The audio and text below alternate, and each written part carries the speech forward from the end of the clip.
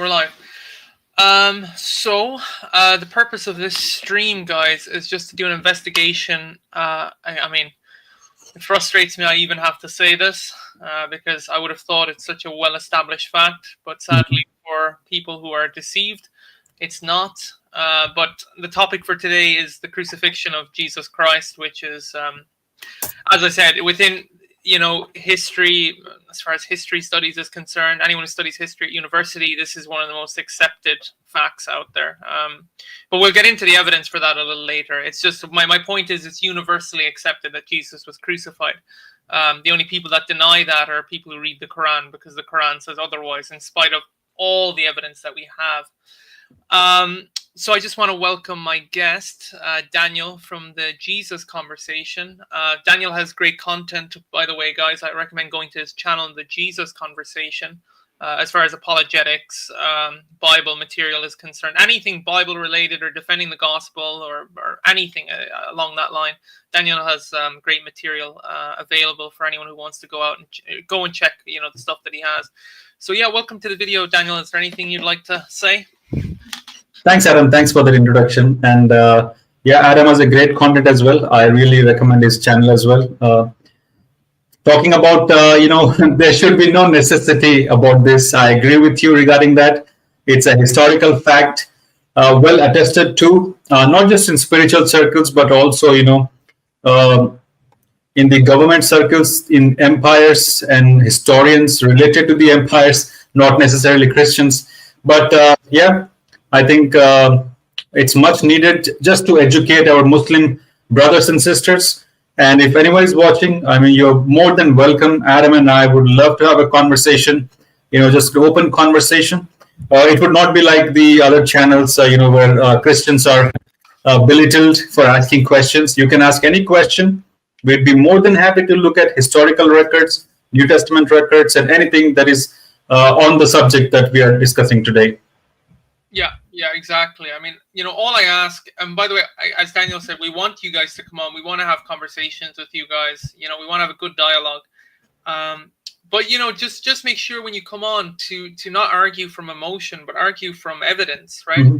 Because, and I've noticed this because I brought this up, and look, at the end of the day, Muslims know this is a sore point for them, especially those ones that are educated and know better. They know this is a sore point because of the fact that it's so universally accepted that Christ was crucified because of the evidence that we have available to us, which we'll look at in a moment.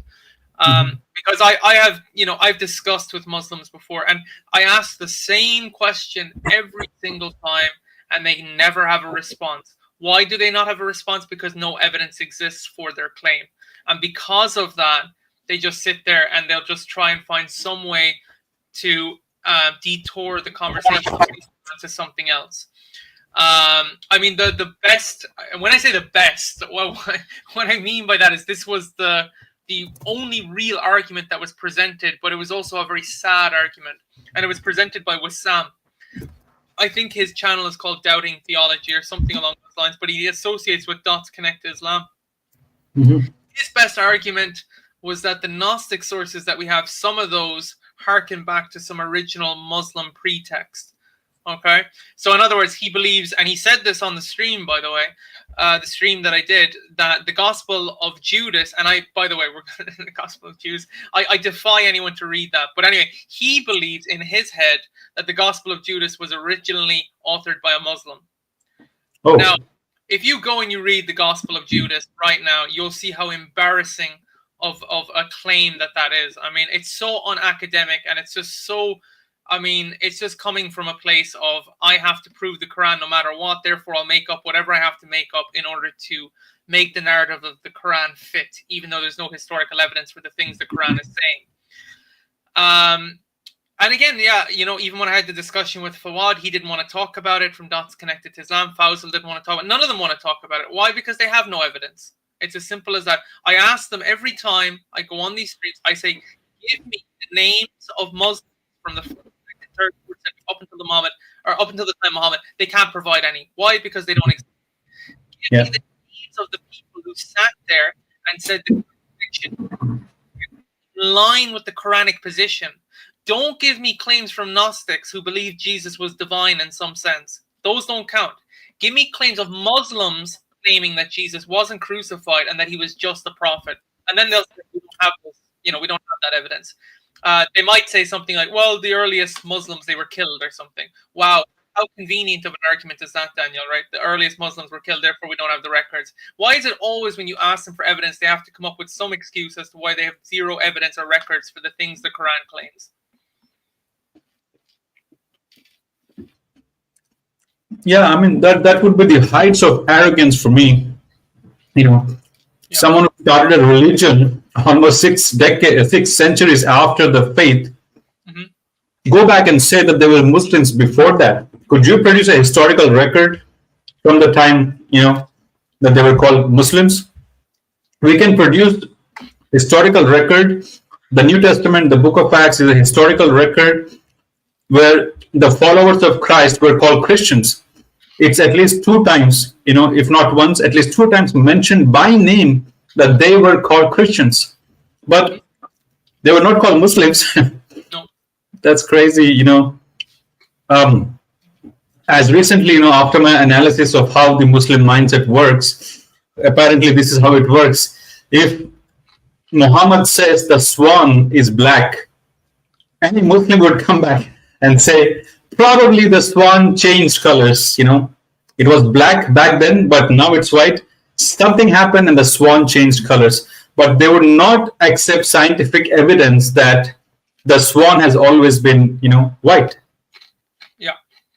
Yeah. That's the ostrich faith. I would have to call it the ostrich faith. You just want to bury your head in sand and just believe whatever you want to believe. Yeah, there's something else as well. Just keep talking there, Daniel. I just want to find something here that I found that was quite funny. Blanked out, but let's see when it comes back. I'm on the laptop anyway. So this is this. Okay, one sec. I need to just share this because we're gonna share a couple of things anyway. Actually, before we start sharing, exactly what Daniel said. I mean, my. Or are you still? Are you? Oh, I think Daniel's coming back in a second. But exactly what Daniel said. Muhammad says whatever Muhammad wants, and you guys just believe it, even if Muhammad doesn't provide evidence for it. Yeah, sorry about that. Yeah, no worries, Daniel. You're a little lower than usual.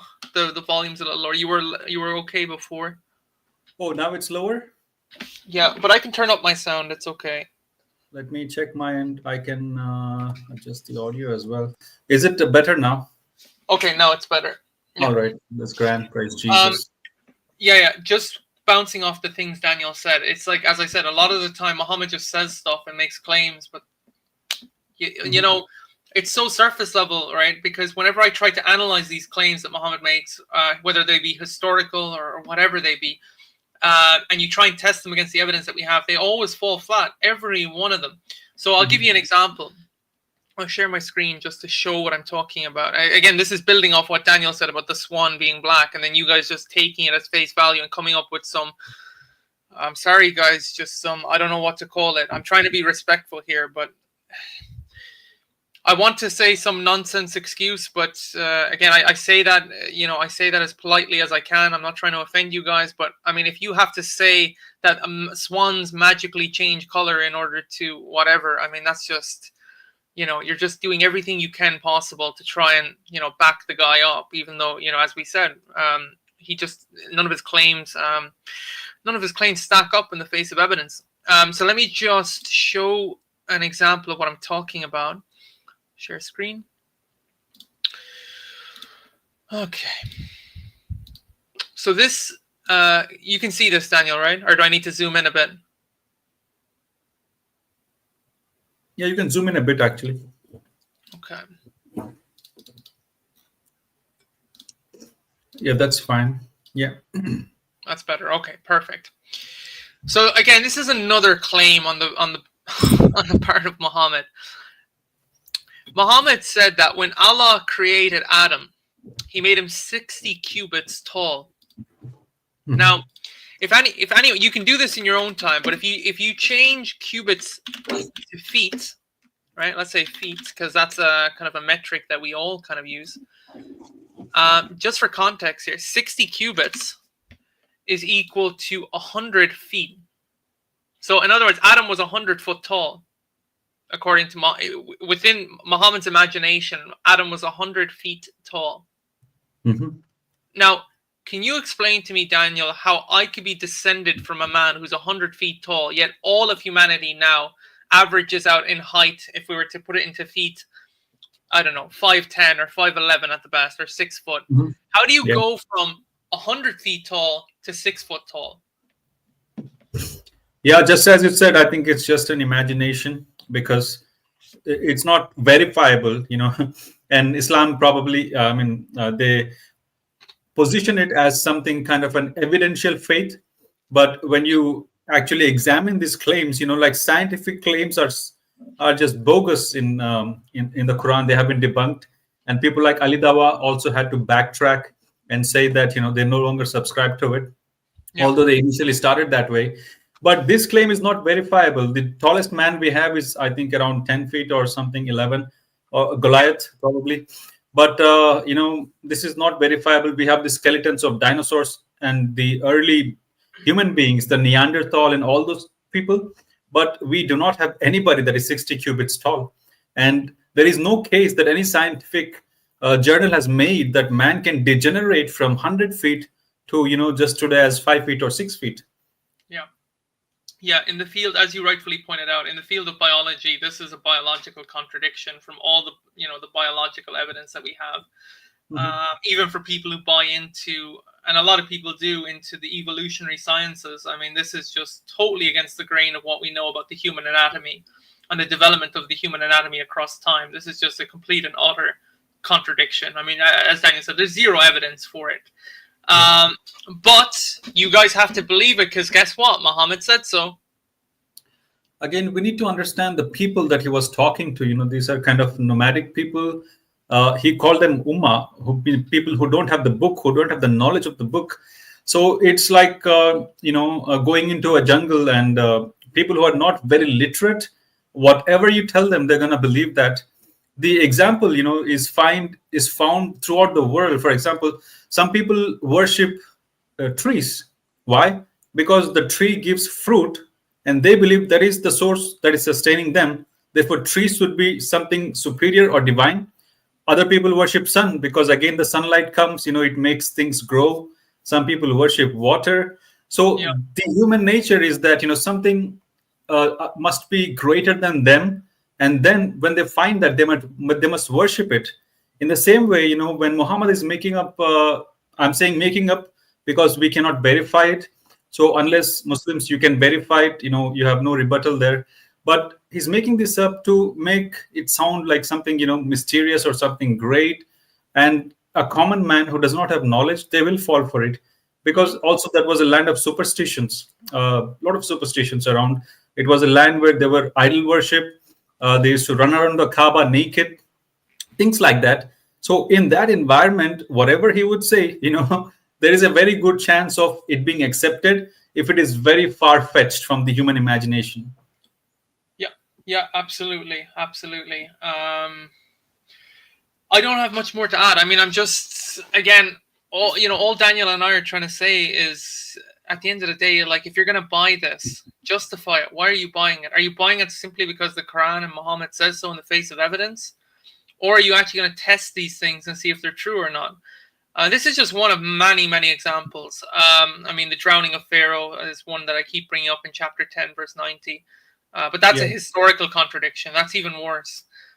Just in that as well, Adam, how can you believe that a stone is gonna absorb your sins? Because according to the historical, Islamic paradigm, the stone fell from heaven and the stone was white.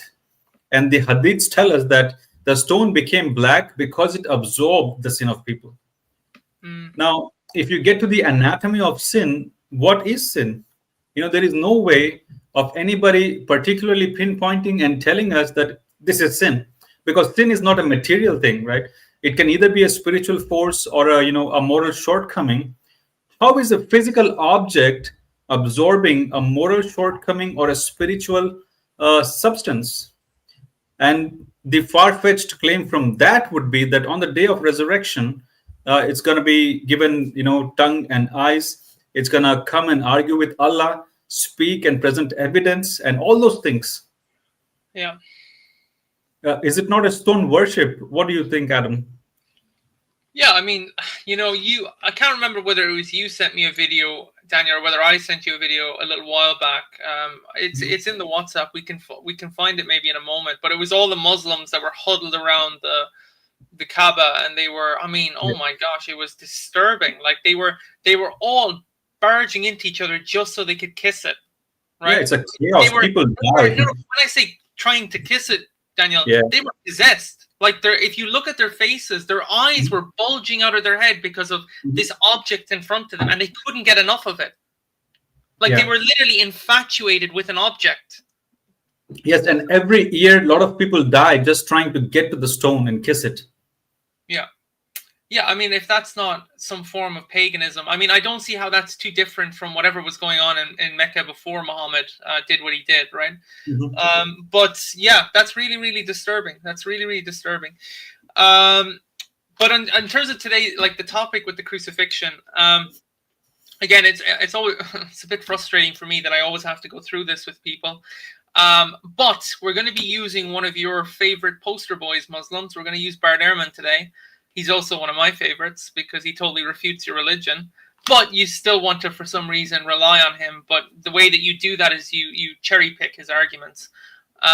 Because, I mean, Bart Ehrman believes with 100% certainty, at least from his own perspective, based on all the evidence that Jesus was crucified. Okay? So I'll just read. I have two quotations here, actually, from Bart Ehrman. And this is Ehrman, by the way, on the crucifixion. Now, remember, Bart Ehrman is a... let me just stop sharing this for a moment. Remove. Stop share. Yeah.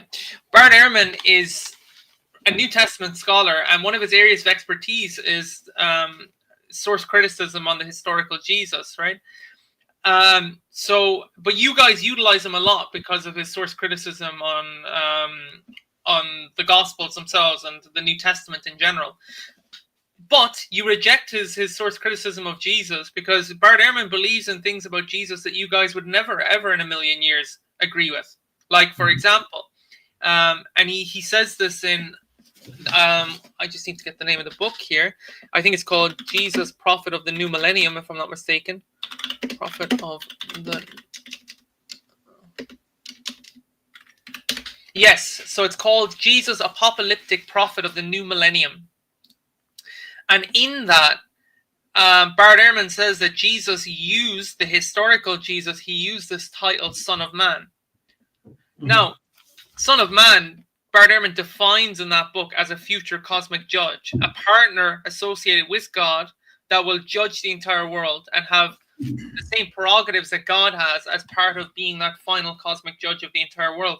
Now, from the Quranic paradigm, from the Islamic paradigm, what do you guys call it if you associate a partner with Allah? You call it shirk, don't you? Well, according to Bart Ehrman, the historical Jesus was committing shirk because he was associating partners with God. Right? He was associating this future cosmic judge that would come at the end of time and judge the entire world on behalf and in the name of God himself. Now, like, we know from the Quran, from chapter 2, verse 210 of the Quran, that Allah is the one who will come on the day of judgment with his angels on the clouds to judge the entire world. Jesus self-referentially makes that same claim about himself consistently throughout the Gospels.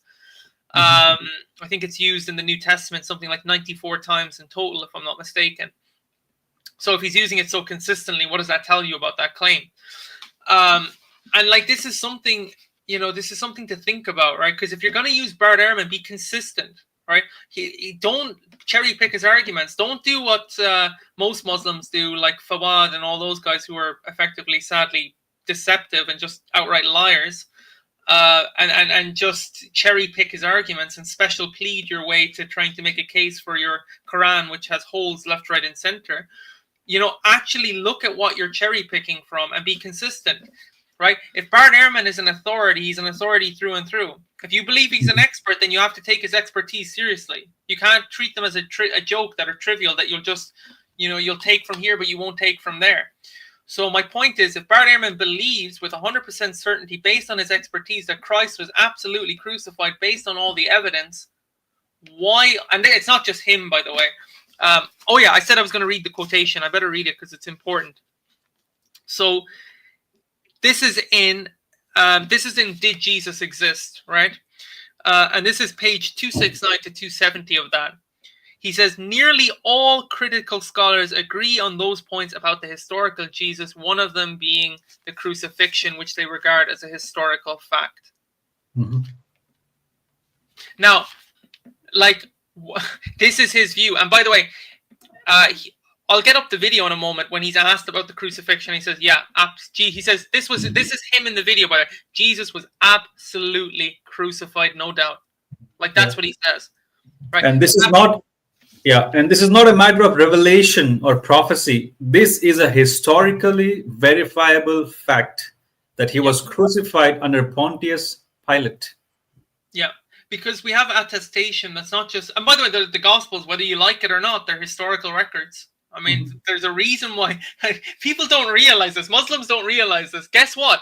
All the critical scholars that do source criticism of the historical Jesus, they use the New Testament. They never use the Quran. Why? Because the Quran for them is totally invalid and completely just a made-up revelation by a man who didn't know Jesus and just made stuff up.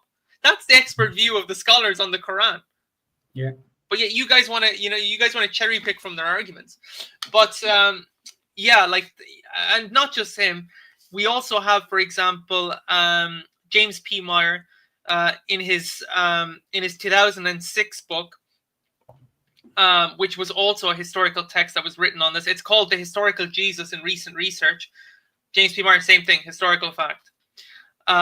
James D.G. Dunn, who, by the way, Yemeni, remember during the debate, Yemeni quoted James D.G. Dunn.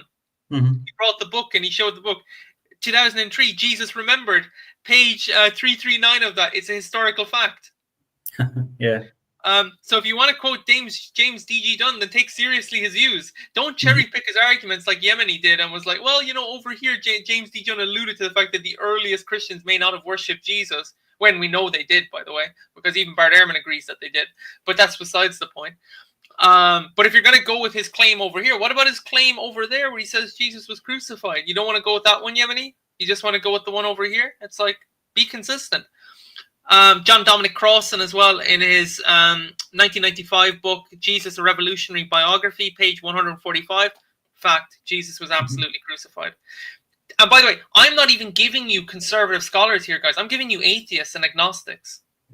Some of these guys are just pure historians. They don't care about spirituality or anything like that. They're not in it for that. They're just in it to look at the sheer historical data that they have in front of them and then make a conclusion based on all the evidence. And it's widely accepted, universally accepted within history studies and basically mainstream academia across the world that Christ was absolutely 100% crucified, no doubt. The only people that argue with that are Quran readers. Now, then it comes back to the question I asked at the very start. If you're going to uphold what the Quran says, then explain to me why all the non-Quran readers, some of whom, by the way, are atheists and agnostics, all unanimously agree that he was, contrary to what the Quran says. And if the Quran is true in what it's saying, where's the evidence for that claim outside of the Quran?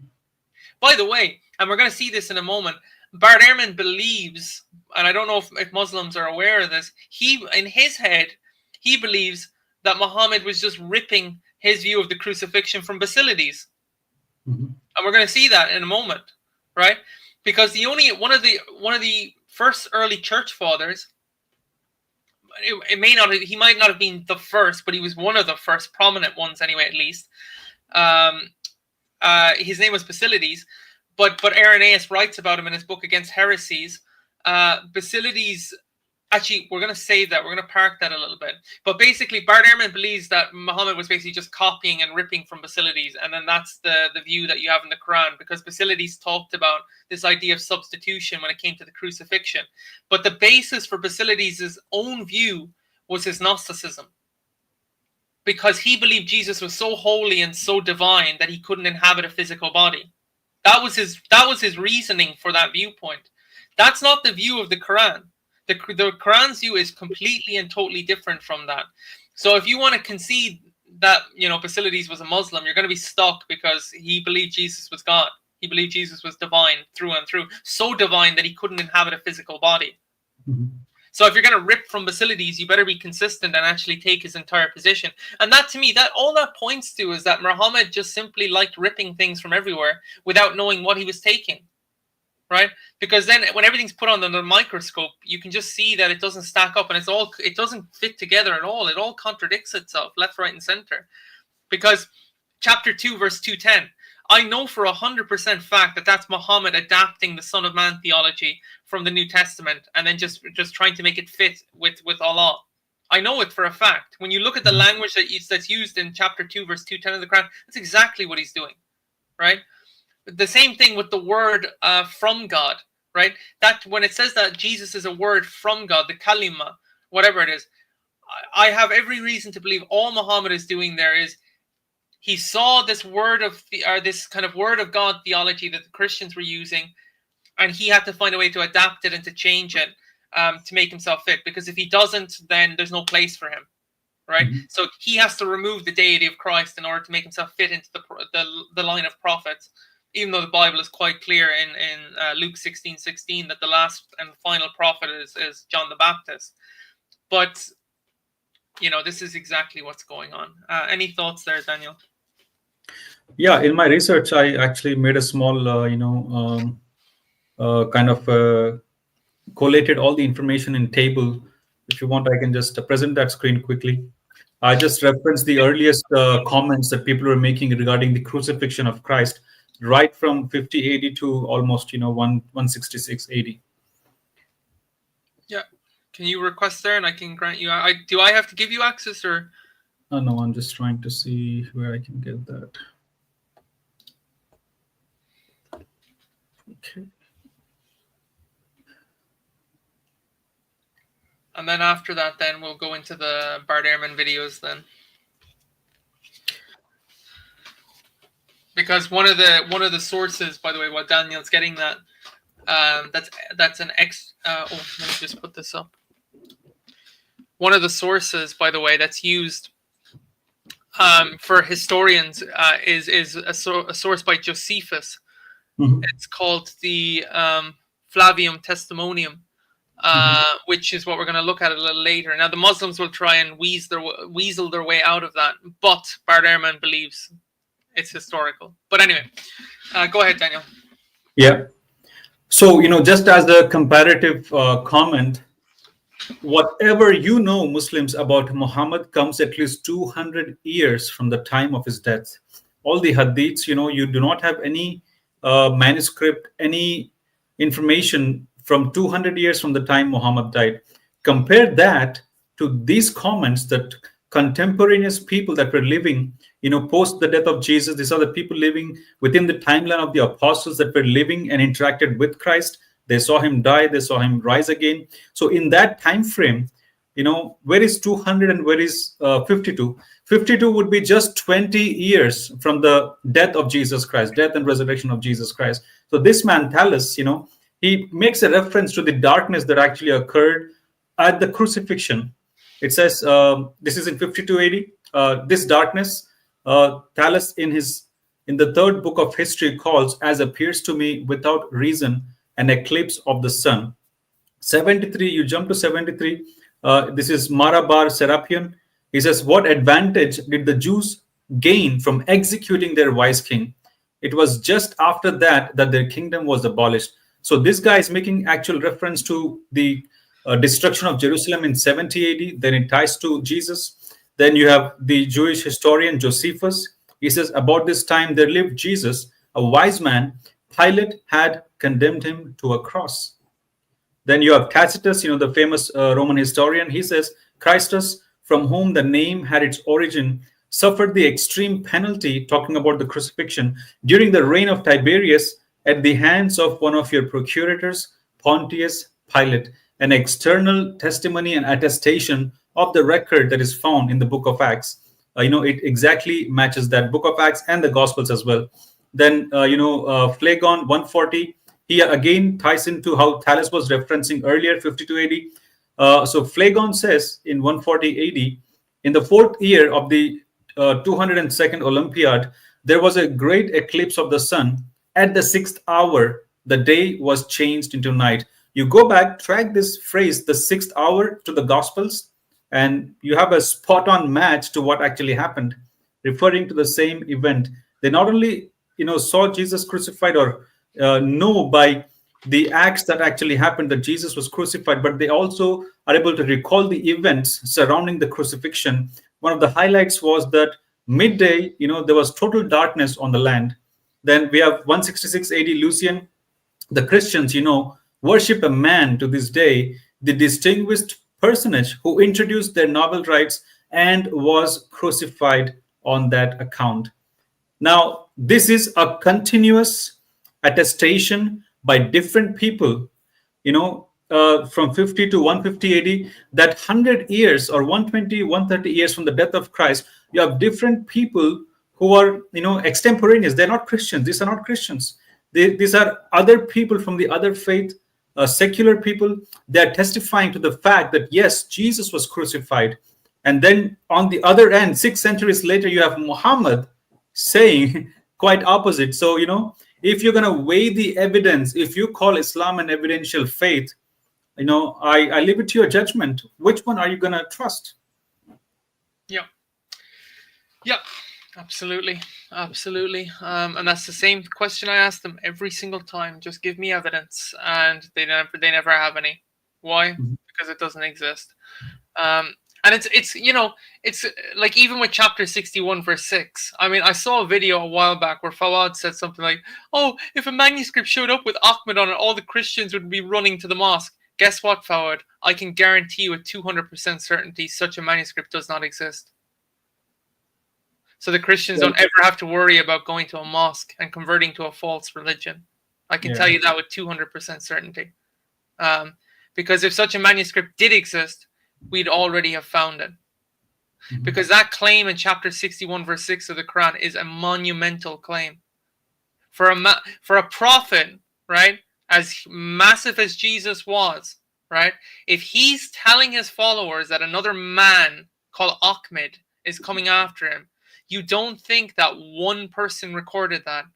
Oh, and what's your get out of jail clause there? Oh, that the people who did record it were magically killed. Why is that always your argument for everything when it comes to the Quran when you've no evidence? Oh, the evidence magically disappeared.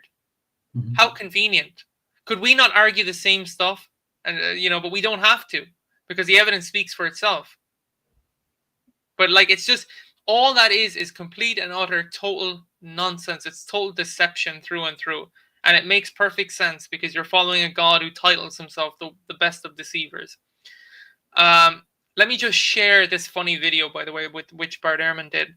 Well, actually, Apostate Prophet did it, but he just it was an interview.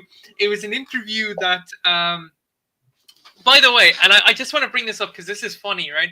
During our debate with Yemeni, I brought up the interview with Apostate Prophet, and Yemeni's response was that interview was set up to make Islam look bad. Now, guess what? Muhammad Hijab set up an interview with Bart Ehrman in order to make Christianity look bad.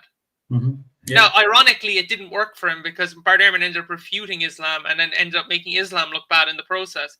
But if you're going to accuse Apostate Prophet of doing that, then why don't you go there and accuse Muhammad Hijab of doing it? Because he tried to do the same thing and he failed.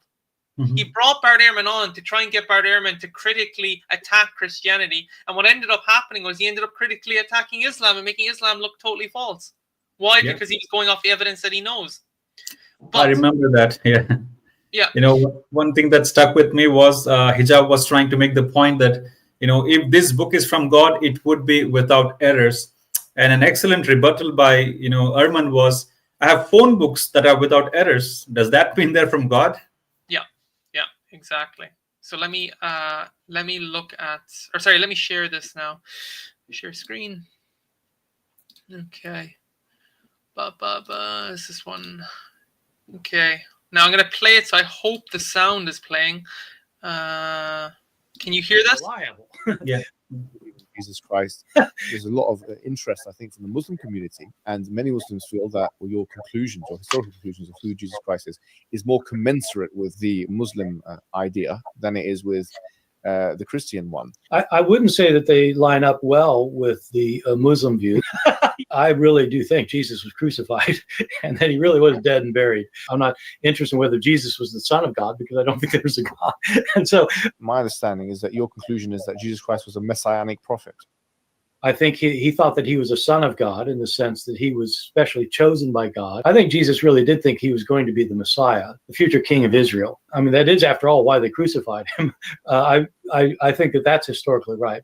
I think that all of these gospel authors, I think all of them think that in some sense, Jesus is God. I mean, did you just catch that? Yeah, that's the bottom line. And by the way, I was going to point this out at the start of the stream, and I should have pointed this out. By the way, I'm also someone who studies theology as well from a critical perspective. It's an accepted fact within biblical studies that all the gospel writers view Jesus as God in some sense. So his claim is consistent with nearly every single critical scholar in the field. So that's why, for me, I always find it frustrating and annoying. I know where it's coming from. People like Fawad, like Fawzal, they're just liars and they want to lie because they're following the sin of their prophet. I get that. But the point is that this is the consistent view within biblical studies by conservative, by liberal, by agnostics, by atheists, whatever you want to call them, by the most critical source critics that we have. They all unanimously agree that all these authors in the New Testament all perceive Jesus as God in some sense. That's consistent, right? Yeah. So when Muslims come along and then they try and do their own exegesis of these texts, it's just embarrassing, guys. It's absolutely embarrassing because none of you know the context of these texts. None of you know Greek. And by the way, the reason I say this is because you keep accusing us of not knowing the Arabic. Well, you don't know the Greek, so why are you commentating and trying to be the tafsir author of our text when you know nothing about them? You don't even go and check what the critical scholars are saying. You see, at least Daniel and I will actually go and look at your tafsirs. You don't bother going and checking ours. And some of our tafsirs are written by atheists. And all of them unanimously agree on these points. Like the stuff that Bart Ehrman, it's universally consistent within biblical studies. By critics, by non-critics, by conservatives, by liberals, by all of them. So don't turn around and then tell us nowhere in the New Testament does Jesus call himself God. It's widely accepted that he does. And that he's deified. Yeah. So, again, if you're going to keep claiming that, like, why? Like, why? All you're doing is you're trying to force Tawhid into a text with authors who didn't believe in Tawhid to begin with. Like, it's just complete nonsense. It's a total eisegetical approach. It's not exegetical, it's eisegetical through and through. But the way that you want us to handle the Quran, you don't want to handle the Bible in that way. And the reason you don't want to handle the Bible in the same way that you want us to handle the Quran is because you know that your entire theology will fall to pieces because you can't make it fit in the Bible. And it's as simple as that. I'm not saying that to hurt you guys. I'm just pointing out that's the brute fact here. But, if you want to live in ignorance and don't want to check anything out and just want to continue to try and force an understanding into the text that all of scholarship disagrees with, go ahead. Do that. Continue to be ignorant. And that's fine.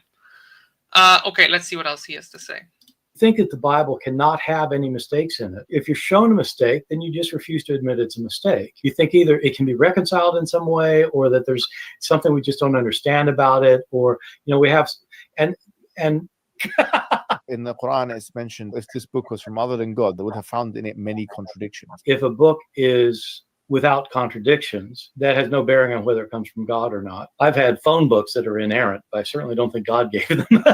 So, no, that is my view. It's a necessary condition for a book from God not to have contradictions. That's an assumption about what kind of book God could write. I know this is an important argument that apologists use for Islam. As somebody who is not either Christian or Muslim, it doesn't make sense to me for humans to say what God has to do. If God wants to make a revelation, it has to be this, or that. You're talking about somebody who's beyond your imagination. There has to be something within Revelation which distinguishes it from human speech, so as to act as an evidence. Yes, I know that's your argument. I'm saying, who says it has to be? You are. No, yeah, exactly. This is Exactly what we're right. talking about. If it's not, then anyone can claim prophecy or prophethood, right? Well, the Christians say that's what the Christians say all Muslims are doing. They're just claiming things for themselves. Yep. No. In the past, prophets came with kind of visual miracles. The final prophet, we believe Prophet Muhammad, he came with something that can be analyzable in our times. If it's analyzable in a sense that you can distinguish it from human speech, and so this would be the argument that we would put forward. Yeah, no, I know, and I don't buy it. No. Yeah. So you can see like all Muhammad Hijab was trying to do was basically, I like the way Apostate Prophet like neatly put that video together. Mhm. I know there's a bit of humor and comedy behind his what do you call that, his editing, let's just say, but yeah, like all Muhammad Hijab was trying to do was he was trying to discredit Christianity by bringing on a source critic, and it just ended up going back in his own face, because what Muslims don't realize, at least the ones that are ignorant to this, because they just watch Zakir Naik and that other guy, Ahmed Deedat, and all these guys, what they don't realize is that the people that they're quoting, their expert view is that Muhammad just made stuff up. The Quran is not inerrant. The Quran is not from God, that it contradicts history, that it has historical contradictions in it. And it's just plagued with issue after issue after issue, hence why they never buy the claim. I mean, that was the whole point there. You saw it in the discussion with Bart Ehrman. He was trying to convince him that the Quran was from God. And what did he say? I don't buy it. Yeah. Yeah, and guess what? I don't buy it either, and I'm never going to buy it, because the evidence of the Quran is just not there. It's non-existent. The Quran is so internally inconsistent within itself. There's no way it could be God. I have zero reason to believe that. But the main point there was, as we saw, when he got to the crucifixion, what did he say? I absolutely believe Jesus was crucified. Yeah, absolutely. Yeah, what are your thoughts there? I just want to find one video there, Daniel, while you're just saying... just let me just look for something here. Just say whatever your thoughts are there. Yeah, I think it's very difficult to give any credibility to Islam or Quran when it falters, makes mistake on something that is so easily verifiable, that is so widely known, and yet Muslims and the Quran make an adamant stand that because Quran says so, we believe. That is a circular reasoning, and you need to come out of it. Be willing to come out and examine the evidence that there is a possibility that this is not true, and that ties into your eternal destiny. And the crucifixion is a foundation of Christianity. If there is no crucifixion, there is no resurrection.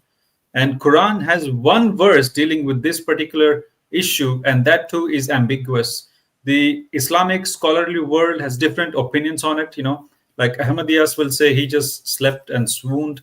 Then again, you have difference of opinion whether he was actually, switched before the cross, on the cross, and all those things. There is a lot of ambiguity surrounding something that is very, very foundational to Christianity. If indeed Muhammad was correcting the false errors that the Christians were in, there definitely should have been more verses very clearly refuting that the crucifixion did not happen. This itself is a very big question mark, something that is difficult to reconcile or understand. Why would he not make it clear as to what the stand of Muhammad and Allah regarding the crucifixion? I think, that's a good question, Daniel. I think that he, sadly with the Quran, I think he just dug himself a hole that was too deep to get out of. So he just kind of left it. Sometimes that's what happens, Daniel. When people dig themselves an extremely, let's say, deep hole that they can't get out of, they just think it's best, you know what, I can't really do anything about it, so just leave it as it is and hope for the best. Now, to be fair, I mean, did it work out for him in the end? I suppose it did, given that there's 1 billion people in the world that are deceived by this. But as you said, Daniel, the thing is that verse is extremely ambiguous anyway. But it's strange because among Sunni Muslims, I mean, there's some Sunni Muslims, like by the way, Fawad would be an example of this, who believe that if you don't believe in the substitution theory, you're not a Muslim anymore. Right? So like how divisive is this? Because you know, again, a very prominent Muslim scholar like you have that Imran Hussein guy, and then you also have the Shaub guy. What's his name? Dr. Ali Shaub or something. Shabir Ali. Is it Shabir Ali? Yeah, I think it's him, right? You know, they both believe that Christ was in fact crucified in the sense that he was on the cross. He just didn't die while he was on the cross. Mm-hmm. Now, Fawad would say that both of them now are heretics for believing that. Yeah. And that they won't be in Jannah because of their belief. Mm-hmm. How can you blame them when the Quran is so ambiguous with that statement? Mm-hmm. I know that the most attested to view that Muslims tend to go with today as far as Sunni Muslims is concerned, I know the Ahmadi, it's a little bit different, but with Sunni Muslims, it's generally the substitution theory. But if it is the substitution theory, it just proves my point further that Muhammad was just ripping from Gnostics left, right, and center, which the Quran seems to be attesting to consistently. You know, you have, for example, in Surah Al-Ma'idah, I think it's either verse 116 or 118, when it talks about Jesus, it says, you know, Jesus, did we tell you to take yourself and your mother as gods besides me, right? This is Allah speaking to Jesus. And then Jesus says, no, I didn't. Why does the Quranic author think that the Trinity consists of Mary, Jesus, and Allah? And then you have another verse, you know, say not three, right? A third or whatever. Now, the tafsirs on that seem to suggest that there was a group of Gnostics there that did believe in a Trinity that consisted of Jesus, Mary, and Allah, or God. Is that plausible? Yeah, it's plausible. But here's the thing. That just tells you that all Muhammad was doing was he was responding to what he had available to him. And it's seemingly, given that most of the body of work in the Quran is taken from apocryphal stuff and Gnostic material, to me it makes perfect sense. Muhammad was just borrowing from Gnostics left, right, and center while redacting it in order to obviously make his own narrative fit. And then you just end up getting this, I don't even know what to call it, this like man, bear, pig sort of text that just is so disjointed and so internally consistent that if you read it objectively, without any bias, without any indoctrination, you're never going to come to the conclusion that it's from God. And the only conclusion you'll come to is this is an extremely disjointed, mediocre text. To quote Sam Harris, it's a profoundly mediocre text. And I totally agree with him on that. I mean, I defy anyone, especially, like, I'm speaking to non-Muslims here, read the first 3 chapters of the Quran and compare it to other literature that you've read, right? Some of the best literature that you've read, and give an honest account of how it stacks up with other stuff. And to me, it would be plain. It would be so plain. Okay, we'll get into the next video, because this is the video with Apostate Prophet where he's again asked about the crucifixion. Bard Ehrman. Again, I'm just using Bard Ehrman because he's your poster boy. But here we go. Share screen. Okay. How much can we be sure about the crucifixion of Jesus and whether he was indeed crucified? Right. I know in Islam the teaching is that he was not actually crucified. I think on a historical basis, Jesus was absolutely crucified. I think that there is, as a historian, there's almost no doubt about that. And in case your audience doesn't know, I don't identify as a Christian. I mean, I was raised a Christian, but I'm an atheist now. I don't have a particular stake in any of this information personally. But I think the crucifixion of Jesus is probably the best attested, one of the best attested events of his life.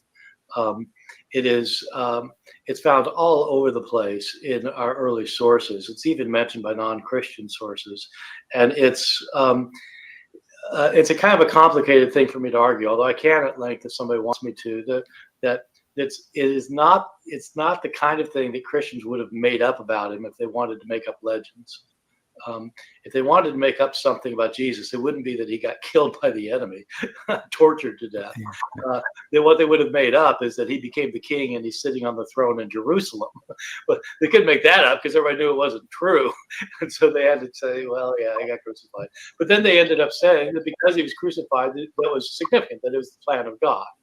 And but they're kind of explaining it. They're not, they're explaining because they got to explain it because he was crucified. Yeah. The Islamic account is very strange. It is that I guess that people think Jesus was crucified and that somebody was crucified, but it wasn't Jesus. It was just somebody else who people thought was Jesus. And it's a very strange thing to think.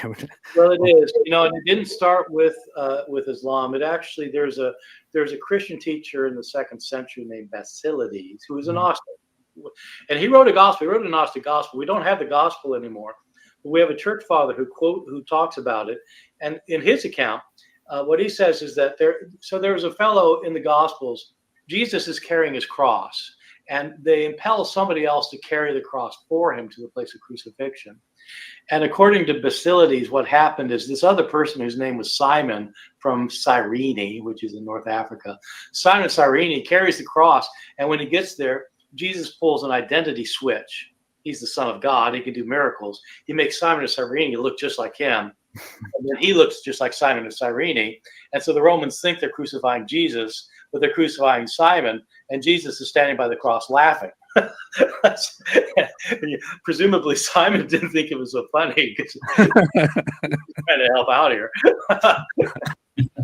That's crazy, really. Yeah. I mean, that's funny. That's just funny. Yeah. Everyone has a sarcastic laugh. It really makes me laugh. Yeah. I mean, again, like you saw what he said, absolutely crucified. Yeah. And then, as I said, I mean, I brought this up before. We can look at this now, actually, because he mentioned this. Mm-hmm. But basically, Irenaeus, in his book Against Heresies, in the first book of that, chapter 24, he deals effectively with so Against Heresies, just for those who don't know, these were books that were written by the early church fathers that were to counter certain heretical beliefs and certain heretical groups. So in this particular section of Irenaeus's book, he's dealing with Basilides specifically and his denial of the crucifixion. So I'm just going to share it now, and then we can just quickly read it. But Bart Ehrman basically summed it up anyway. Also, for later, if you want, I also have Sheikh Imran Hussein's video where he talks about how Allah can't do it because it's injustice. Yeah. Can you put that in the chat, Daniel, and I'll get that up after this. Okay. I actually have it in the downloaded file. Actually, I can just look it up because it's an easy video to find. I'll get that in a second. Yeah. But we'll watch that because that's a good one, and it's short as well. Where am I going? Church Fathers Against Heresies. Okay. All right. This is Irenaeus. Actually, there was something funny that I thought about as well, because when we did the conversation with Yemeni quoted at the very end, he tried to, and I stopped him because I knew where he was going with this. He tried to quote Irenaeus, but again, he said something like when he was talking about the church fathers, he tries to be as early as possible. But look, the reality, or sorry, not as early as possible, but he tries to go as close to as he can. Because for them, for some reason, they are more of an authority for him than modern day scholarship is. But if that's the case, Irenaeus believed that Jesus was crucified. So I don't know. Do you agree with that, Yemeni? But anyway, let us look here and let's find it.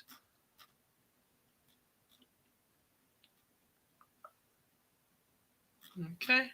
So I think it's the very end of it, if I'm not mistaken. Let me see now if I can find it. Sacrifice. You might despise our sorry. Oh yeah, here it is. Okay. So it's section 4 of this. So the chief of them, who was thought to be the God of the Jews, and insomuch as he desired to render the other nations subject to his own power, that is the Jews, all the other princes rested and opposed them. Wherefore all other nations were at enmity with his nation. But the father without birth and without name, perceiving that they would be destroyed, sent his first begotten Nos, he it is who is called the Christ, to bestow deliverance on those who believe in him, from the power of those who made the world. He appeared then on earth as a man to the nations of these powers and wrought miracles. Wherefore he did not himself suffer death, but Simon, a certain man of Cyrene, being compelled, bore the cross in his stead, so that the latter, being transfigured by him, that he might be thought to be Jesus, was crucified through ignorance and error, while Jesus himself received the form of Simon, and standing by laughed at him. So, okay, let me just stop now and just stop sharing. Let me just explain what's going on there. And Bart Ehrman kind of explained this very well anyway in the video if you were listening. But Basilides was a Gnostic, okay? Gnostics, generally speaking, most of them held to this view of physicality and spirituality. Anything that was physical is bad, anything that's spiritual is good. So the reason they denied the crucifixion was, as I said earlier at the very start of the video, they believed that Jesus was so holy and so perfect and so divine that he couldn't be corporeal. That was the point. He was incorporeal, right? He didn't have a physical body. Therefore, he was not going to be crucified. And within the context of what Irenaeus is accounting to us in regards to Basilides' own position, he's telling us that Jesus, at the time that he was supposed to be crucified, switched his appearance with that of Simon of Cyrene. So Simon of Cyrene received the appearance of Jesus, and Jesus received the appearance of Simon of Cyrene. And then that's kind of where the switch happened. And that's, by the way, what if you go to Surah Al-Nisa, verse 157, and you look at, for example, what's his name? Ibn Kathir's tafsir on that, he talks about the substitution theory. So it's like, where is he getting it from? Well, he's obviously getting it from this Gnostic made-up stuff, okay? Which is partly what Paul, I think, in some sense, kind of tries to counter a little bit in his own epistles when he deals with those that are denying the crucifixion. I think he's actually dealing with the Gnostics there, who held to some weird views in regards to that because they didn't believe Jesus had a physical body. But this is my point. That's not evidence for Surah Al-Nisa, verse 157. You cannot use people who claim that Jesus was so holy that he didn't have a physical body as evidence for Surah Al-Nisa, verse 157. They weren't Muslims. Yeah. So that's why I ask you guys every time, when you give me a source, don't quote Gnostics, because Gnostics believe Jesus was divine or semi-divine. Okay? Mm-hmm. Give to me a Muslim author who believes in the pseudo-Jesus of the Quran, who believes in that Isa, that version of Jesus that appears in the Quran, not the version of Jesus that appears in the Gnostic text or in the canon that we have today, right? But in terms of how Jesus is described and how he's defined in your text. The problem is no such person or such account exists. Now, as an evidence-based person, if you tell me there's not a shred of evidence for a claim your text is making, why should I buy it? Just because the Quran says so? Just because Muhammad says so? How is that evidence-based?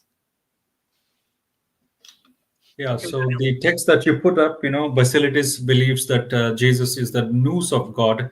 Nous stands for mind. If you're going to take that literally, he is part of God. The mind of God should have existed as long as God existed. That makes Jesus eternal. So just like Adam is pointing out, you do not want to go there unless you want to make a case for Jesus's pre-existence, his eternal nature, and his inseparability with God himself, because he is the mind of God. So however you're going to spin it, it's a problem because it ends up showing that Jesus is divine and Jesus is holy. Yeah, exactly. And it's something that I keep telling you guys. If you're going to quote someone, take seriously the person you're quoting. Don't cherry pick their arguments. The author of the Gospel of Judas was not a Muslim. Basilides was not a Muslim. Mm-hmm. Right? So if they're your evidence, they don't count as evidence because they don't agree with the Quran or anything that's in the Quran. Yeah. That's the point. Like if you went up to Basilides, for example, and you said to Basilides, Jesus was just a man, Basilides would freak out. Like, and I what I mean by that is this guy, Basilides, believed Jesus was so holy he didn't have a physical body. And you're going to go up and tell him Jesus was just a man? And you think he's going to sit in there and be like, yeah, alhamdulillah. He's not going to do that. He's going to look at you and be like, what are you talking about? Right? And this is my point. If you quote someone, take seriously the person that you're quoting. Don't cherry pick their arguments. Same with Bart Ehrman. Like we just saw 2 videos there where Bart Ehrman, again, completely discredits Islam for what it is. Mm-hmm. Because he has no reason to believe in anything within the Quran. His claim that he made to Muhammad Hijab was, I don't buy it. Yep. And again, that's the same stance that I have. It's the same stance Daniel has. Because there's no evidence for it. The case for Islam, as I keep arguing stream by stream, is non-existent. Okay, let's get into the Sheikh video. I just found it. Okay. Share screen. Okay. Do to make it appear that he died. Let me warn you. And my language is sometimes very harsh because that's the only language some people can understand. Don't come with this nonsense, because it is not only pathetic nonsense, it is absolutely sinful to say that Allah, wa na'udhu billah min hadha, Allah caused someone else to take the appearance of Nabi Isa alayhi salam, and that innocent man, innocent because he never claimed to be the Messiah, he was crucified. Wait for judgment day with that nonsense. Pathetic nonsense. It's not there in the Quran, it's in your imagination. That's why it is. And yet it took the world of Islam by storm. What a brainwash ummah we are today. Well, then what happened? Well, then why don't you go to the Quran? Let the Quran explain rather than go on fancy flights of imagination. You're going to tell Allah on Judgment Day, you caused that man to assume the appearance of someone? And he who never claimed to be the Messiah, he was crucified. That is an act of injustice. You attributing injustice to Allah? What foolishness. But where are the scholars who will correct this foolishness? That's why I have to be so forceful in my language.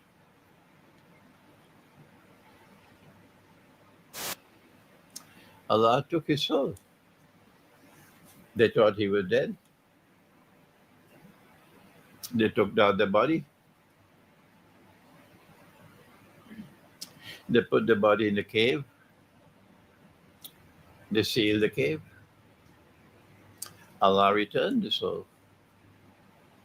As simple as that. Nobody knew that the soul was returned. And Allah raised him. But let me warn you one more time. If you stick with this theory of substitution, you are going to be in a pathetic state on Judgment Day. Let me warn you one more. I mean, that's just, I don't even know what to say. You know, what's ironic about that is he's actually doing the same thing Fawad was doing. He's saying if you believe in substitution, you're going to be in a bad state on Judgment Day. But Fawad believes if you believe in what the Hussein guy believes, you're going to be in a bad state on Judgment Day. I mean, how divisive is this verse? Right? Yeah, sorry, go ahead, Daniel. Yet they want us to believe that Quran is a clear book, fully explained. Now, how can you explain this division? How can you explain Sunni, Shia, and Ahmadiyya division? You know? Yeah, exactly. But like, even with the stuff, like, it's like if you disagree slightly on something, if you have a different view of something, I mean, according to him, you're gonna be in a bad state. As in, you. I think what he's threatening there, Daniel, very clearly is you're not going to get into Jannah. Yeah. I think that's what he's saying. Now, he's not saying it outrightly, but if you're sitting there saying you're going to be in a pathetic state on Judgment Day, it means that the likelihood of you getting into Jannah is going to be very, very low. Fawad said the same thing, right? Like, again, what's clear about this for us? The verse, the verse itself from Surah Al-Nisa, verse 157, is just complete. I mean, what on earth Muhammad was talking about, I mean, at this point, who knows? But my best guess would be, because the text itself is so seeped in apocryphal stuff from both the Gnostics as well as the Jewish mystics, I just think that the guy was literally adapting Gnostic material, and then he tried to make it all fit. And obviously, for obvious reasons, it just caused so many holes and inconsistencies. And then today, you now have the Quran, which is the end result of all of that. I would have don't get me wrong, I would have loved to have been there when he was doing it to see exactly what he was doing, but that would be my best guess. I mean, I had a lengthy discussion with Rob about this. And I think Rob is again, I don't want to quote him exactly because I don't know exactly what his position on this is, but I do believe that Rob thinks that that's probably quite plausible, that that's exactly what may have happened. We don't know for sure, but at least all the evidence seems to indicate that. Before I get into the final video, Daniel, is there anything else you want me to share? No, not really, actually. We can actually look at the text itself. Surah Al-Nisa, verse 157. Okay. Yeah. Okay. Let me just get this up. Present. Surah Al-Nisa, verse 157. All right. Do I need to zoom in here? No, it's all right. Okay, so this is this is Surah Al-Nisa, verse 157. So chapter 4, verse 157. And for boasting, we killed the Messiah, Jesus, son of Mary, the messenger of Allah. But they neither killed nor crucified him. It was only made to appear so. Even those who argue for this crucifixion are in doubt. They have no knowledge whatsoever, only making assumptions. They certainly did not kill him. What I'm going to do is, I'm actually going to get up Ibn Kathir's tafsir on this. Because Ibn Kathir actually does talk about the substitution theory. And you know what's funny? You remember when we talked to the Noonan guy? Mm-hmm. I actually mentioned this. I said that this is what Ibn Kathir believes, and he was like, no, Ibn Kathir never said that. Yeah. Okay.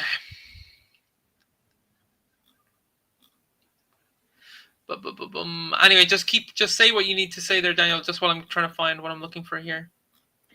Yeah, so for me, the text, if you look at the preceding text, Muhammad was answering the Jews, and if you do a small, analysis, how many times he mentioned they, them, it's all about focused on the Jews, and the Jews were saying something that we killed the Messiah. So the way I see and understand that text is that he's saying that the Jews did not kill the Messiah. They neither killed him nor crucified him. And the next verse says, but Allah took him. So the death that happened, it could also be read from this text that it was not the Jews actually doing it, but it was Allah that actually did that to Jesus. And just like that, the scholar was explaining, Imran Hussain, he was saying that, Allah took the soul and returned the soul. That is a possible explanation. Then I believe chapter 3, verse 55, also you have corroborating this thing. It uses the word mutawafika. Jesus said, peace or prayers are on me the day I'm born, the day I die, and the day I'm raised again. Same exact pattern is used by John the Baptist. So it cannot refer to the future day when Jesus comes back, according to the Islamic paradigm, dies and rises again. Because John the Baptist, when he used the exact phrase, he died, on the earth, and then, he's going to face judgment day later on. But so Jesus, coming from the cradle, he actually uttered and said that, he's going to die and he's going to rise again. And this verse is telling you it's not the Jews, but Allah actually took the life. And then, and that taking that word, which is used, is taking of the soul. Yeah. That's my understanding of it. So this is kind of funny. This is basically Ibn Kathir, right? Mm-hmm. So listen to this, right? Just before Allah raised Isa to the heavens, Isa went to his companions, who were 12 inside the house. When he arrived, his hair was dripping water, and he said, "Oh, this is really sad." But anyway, and he said, "There are those among you who will disbelieve in me 12 times after he had believed in me." He then asked, "Who volunteers that his image appear as mine and be killed in my place? He will be with me in paradise." One of the youngest ones among them volunteered, and Isa asked him to sit down. Isa again asked for a volunteer, and the young man kept volunteering. Isa asked him to sit down. Then the young man volunteered again, and Isa said, "You will be that man." And the resemblance of Isa was cast over the man, while Isa ascended to heaven from a hole in the house. When the Jews came looking for Isa, they found the young man and crucified him. Some of Isa's followers disbelieved in him 12 times after they had believed in him. Then they divided into 3 groups. One group, the Jacobites, said, "Allah remained with us as long as he willed," and then ascended to heaven. Mm-hmm. So in other words, the Jacobites were attributing to Jesus the fact that he was Allah. But anyway, according to Ibn Kathir, another group, the Nestorians, the son of Allah was with us as long as he willed, and Allah took him to heaven. Another group, Muslims, said the servant and messenger of Allah remained with us as long as Allah willed, and Allah then took him. Again, but anyway, you see, okay, we're not even gonna we can park that for another day, because there's so much frustrating made up nonsense in what he's saying there, because again, there's no evidence for anything that he's saying here. But let me just stop sharing that. So you see what Ibn Kathir is saying, right? Ibn Kathir is saying that Jesus came to the house of the disciples just before he was about to be crucified. And he asked one of them, hey, will one of you volunteer to be crucified in my place? One of them said, yeah. And then Jesus substituted his appearance, and then Jesus basically flew off and ascended. That's what Ibn Kathir believes. Okay. Now, I just, there was so much stuff in that he was saying. It's like, where's the evidence for any of this? Right? Where's the evidence for anything that you're saying here? Because today there's no scholar that believes any of what Ibn Kathir was talking about. And then when Daniel brought up the table as well about the extra biblical stuff that we have, particularly with Josephus, for example, in his Flavius Testimonium and his Antiquity of the Jews.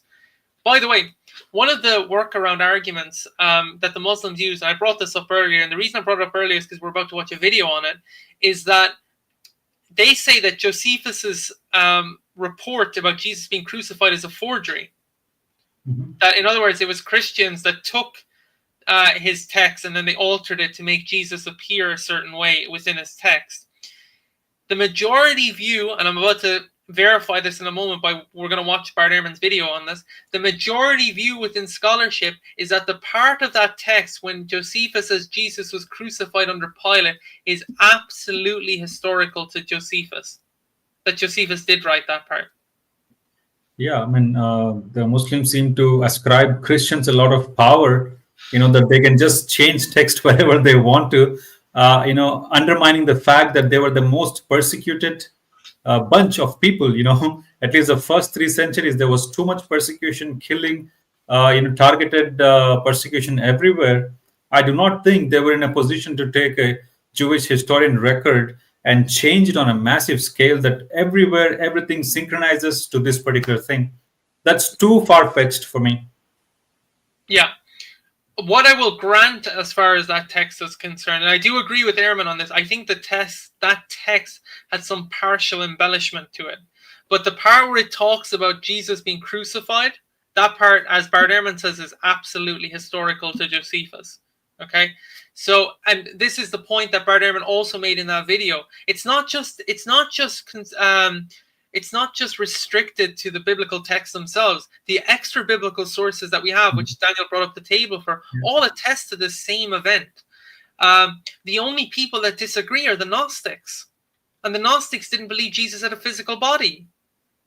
So my point is, you don't have one shred of evidence for this claim that's in Surah Al-Nisa, verse 157. Again, we don't even actually know what on earth Muhammad was talking about or what he meant by it, because he's so unclear in what he's saying. But again, my assumption is he's just ripping from Basilides, as Bart Ehrman alluded to, or at least some of the tafsir authors were ripping from Basilides. I mean, who knows which it is? But anyway, we're gonna watch Bart Ehrman's video on Josephus now, just to verify what I'm saying, just so you know that I'm not making this up. So again, as I said, this video will be Bart Ehrman showing that Josephus's text, when he talks about the crucifixion of Jesus, the majority view within scholarship is that part where it talks about the crucifixion is historical to Josephus. It's not an embellishment.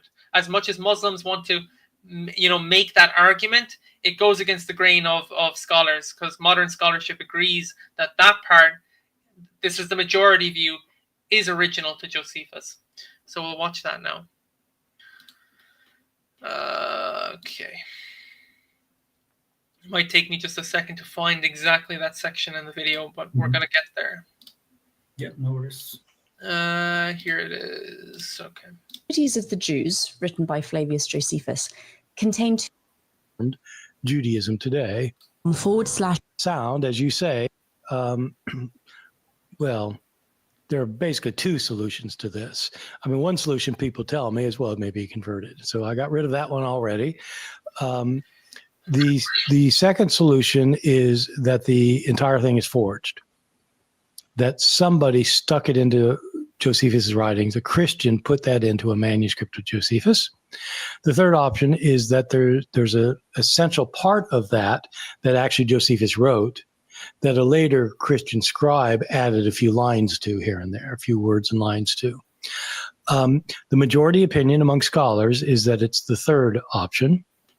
I don't know any scholars who hold the first, that he converted.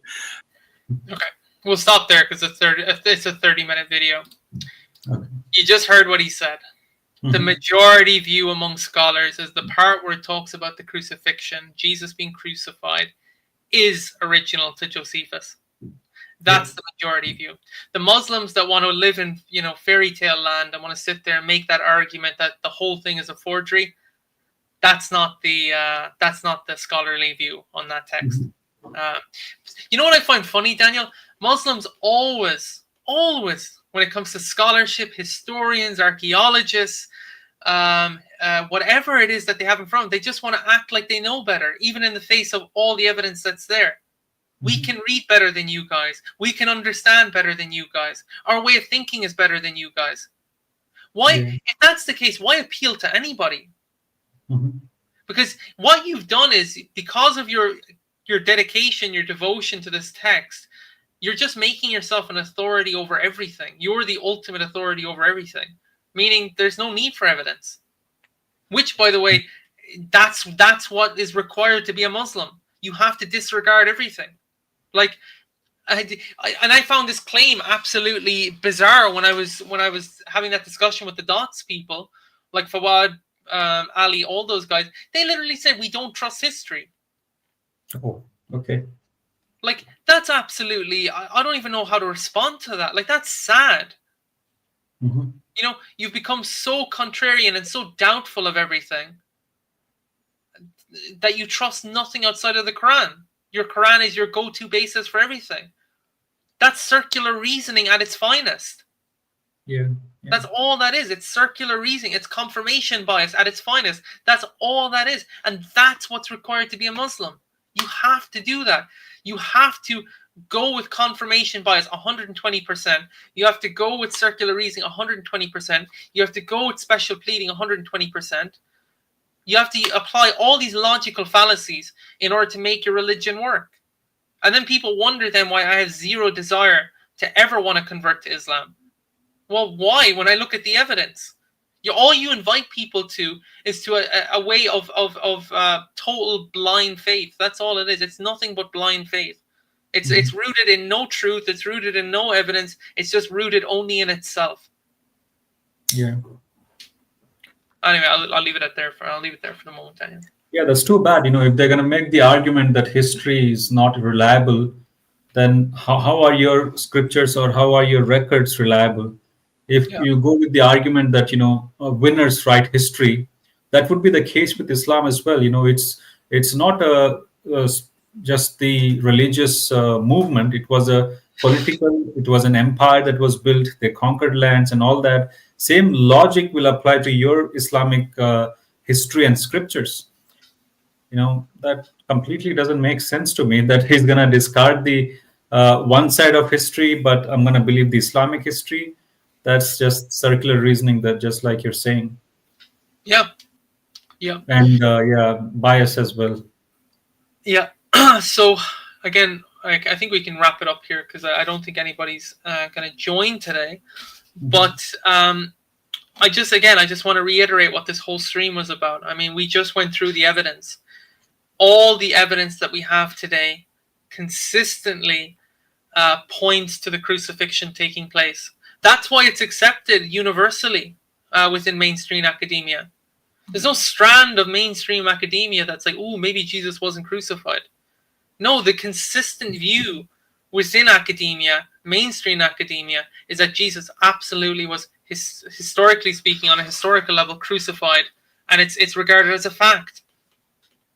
It's not regarded as a theory. This isn't regarded as a maybe. It's regarded as an absolute hard-line fact by historians, by scholars, critical scholars.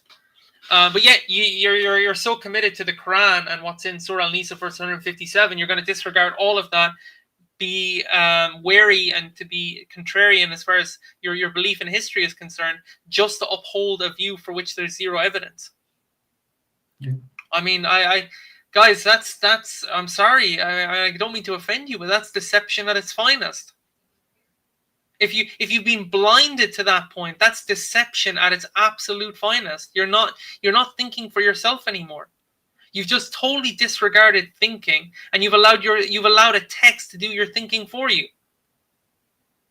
I mean, that's the level of indoctrination we're talking about here. I might have brought this story up before. I don't know if I told you, Daniel, but there was a couple of weeks back, I think it was 2 or 3 weeks back, I was evangelizing to a Muslim on campus, a Muslim girl, and she'd said, because I brought up some of the contradictions and stuff, and I also told her that, as far as truth is concerned, because she got a little bit offended by the other person that I was with. They basically kind of encouraged her to do more research, and then she was offended in the sense that she was saying something like, "Oh, you're not."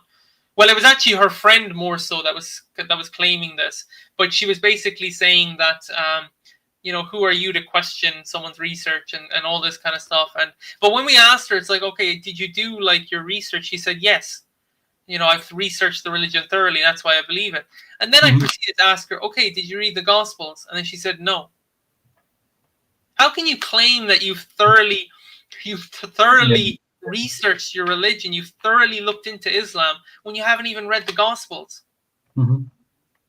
And by the way, she didn't even know the Quran. She was just saying that out of her total blind faith in a text that she's never even tried to actually test, to put under the microscope to see if it stacks up. Mm-hmm. Again, like today we were just looking at the crucifixion. I mean, there's so many other things in the Quran that could be looked at. Like the drowning of Pharaoh, like the Samaritan at the time of Moses, like the Hadith that says Ishmael was speaking Arabic, all this weird. And we already saw one with Adam being 60 cubits tall. I mean, guys, I don't know what more to tell you, but like, you don't come to me and tell me that this is evidence-based, that this is logical, that this is, it's so simple. It's not, because all the evidence, for the most part, when it comes to nearly everything in the Quran, goes against the Quran. And then that's why you have to come out with a statement, which is totally, in my opinion, sad, like Fawad and Ali and Wassam, oh, we can't trust history. Yeah, how convenient you can't trust history. How convenient you have to always continually make stuff up for which there's no evidence in order to make your text have some level of validity to it.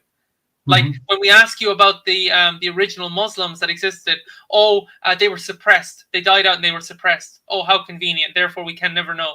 Oh, how convenient. It's drowning of Pharaoh, same thing. It's like, well, it's too far back to know. It's like that's your get out of jail clause. We can't know. I mean, that's really, really, I don't know. That's really sad, guys. But because, we're obviously, we're in this period of Easter, which is about the crucifixion and the resurrection of Jesus. I mean, that's what I would point you to. It's a historical fact that Jesus was crucified. And maybe we can also do a stream sometime on the resurrection, the evidence for the resurrection. Yeah, but even Bart Ehrman, unanimously agrees that the earliest followers of Jesus did perceive to have seen him risen from the dead. So this was a widespread phenomenon that took place after Jesus was crucified, which we have just established was a historical fact.